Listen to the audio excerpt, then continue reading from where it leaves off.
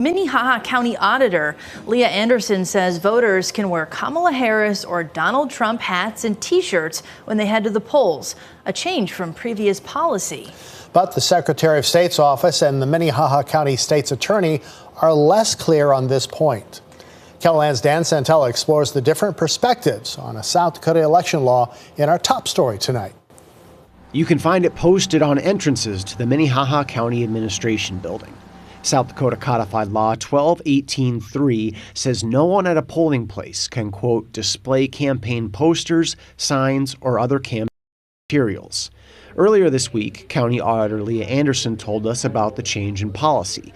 Previously, someone with a candidate hat or shirt would be asked to flip the shirt inside out or remove that hat. Our state's attorney's office has done some research on that and followed some other case law and has determined that that could possibly violate a person's First Amendment rights. And so we're teaching our workers that it's okay if a person comes in to vote and has something on, that's not deemed as campaigning. Today, we sat down with Minnehaha County State's Attorney Daniel Hager, who declined to discuss communication with Anderson on this topic. I think it's important to look at our law. It's content neutral, right? So it's not saying you can't wear a Trump hat, you can't wear a marijuana shirt, you can't wear a pipeline shirt.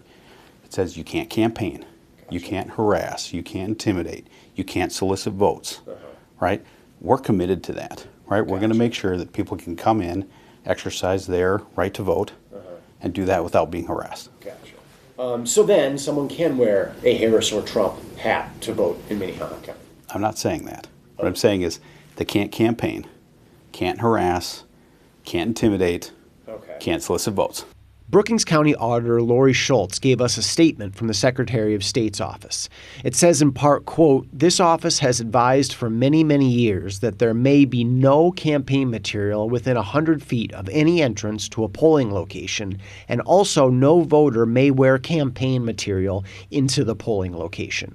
Our own attempts to reach the Secretary of State's office today have not been successful.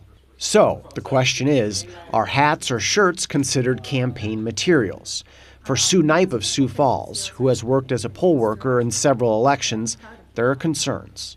I believe wholeheartedly that a voting system should be nonpartisan. There shouldn't be any partisan activities anywhere close to it. That's why we have the rule that candidates can't put their yard signs any closer than 100 feet to the election door. In Sioux Falls, Dan Santella, KELOLAND News. You'll find the statement from the Secretary of State's office, which the Brookings County Auditor shared with us in this report on KELOLAND.com.